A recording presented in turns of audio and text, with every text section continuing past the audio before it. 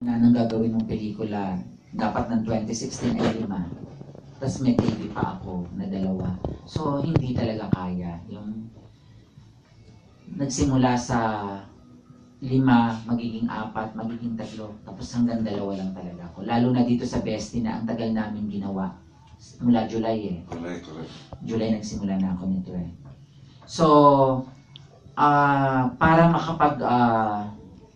para maging malinis yung trabaho mo, magbawas ka, mag-focus ka. Okay. Tapos pagdating naman sa TV, meron kaming kasunduan ng pelikula at ng TV na drama ka kapag TV. Para hindi ka nauubos pag nagko-comedy. Kasi kung parehong comedy na, ubos siguro ako. Okay. Kaya siguro rin ako laging interesado o energetic sa paggawa ng kahit ano kasi iba-iba yung ginagawa ko. Okay. Direct sa exhibit, number 1 is in consideration ng number of movies a year. Ang target ganun. What else na pwede mong tanggihan ng proyekto?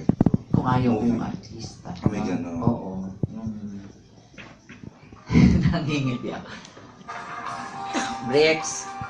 Excuse me ha. Sagutin mo. Lamayo ko. Siyempre, kapag comedy ang ginagawa mo, laging ganun kami ngayon nila Vice. Yung ang gusto namin kasama, yung gusto namin kasama. Why? Kasi comedy yung ginagawa namin. Kung meron kang isang ayaw na kasama, mapa-production o mapa-artista, ang hirap. Correct. Kasi di ba bakit mo i-stressin ang sarili mo, iinisin ang sarili mo, na pwede namang hindi. Pwede naman ang mga kasama mo, yung mga light na tao, yung hindi mabagahe na tao. So, yun yung mga kinoconsider namin. Okay ba yan? Lagi yan ang tanungan namin. Okay ba yan? Dito kasi first time. Jaden movie.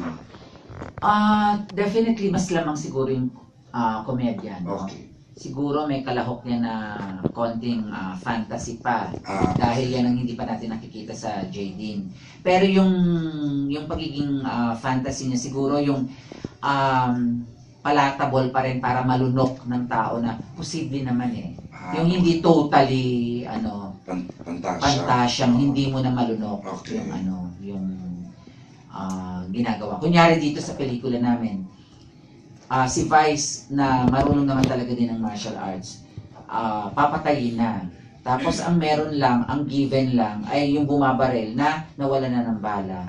Tapos merong nagtitinda ng prutasan doon yung cart. Tapos yung pambalat niya ng meron doon parang itak. Oo, di ba? So gagamitin mo 'yon. Yun yung mga givens eh. Pero ako, ang ginawa ko is nag-fruit ninja ko. So, na-entertain ka visually. Meron yung combo chuchu, yung ganyan, sa slash talaga yung mga prutas na ibinabato sa kanya. So, it's action. Hindi mo naman sabihin napaka-imposible kasi given naman yung mga prutas na ibinabato kay Vice, mga pakwan, melon, ando doon naman lahat. Tapos meron namang itak. So, pwede mong lahukan ng gano'n na, oo, pwede naman, kung magaling ka lang talaga, na ma-hit mo yung mga prutas at mahati siya. Yung gano'n. Yung gano'n. Okay. Ito yung klase ng pelikula na parang aabot ng Pebrero. Yung gano'n. Kasi once na napanood mo, parang hindi ka satisfied sa isang panooran.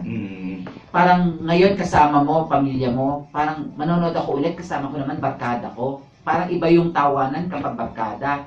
Tapos susunod, jowa ko lang, yung 2 lang kami. Yung parang ganon. Kaya siguro, ito ang isang tao. Repeat viewing pala to. Oo. Para makakita ka ng mga 400-500 million na pelikula, kailangan umuulit talaga yung audience sa panonood. At tingin ko, ganon yung mangyayari kay Beauty and the Bestie. Kasi mukha ito, alam mo yung feeling mo pag nanood ka, tumatawa ka na parang Barney. Yun, di ba yung Barney pinapanood natin lagi? Yung gano'n. Hindi ko pinanood. Yung hindi nakakasawa. Yun. Okay. Pinag-usapan namin yung innate comedian mo raw ko. Binibenta kita, sabi ko. Hindi mo lang alam, pero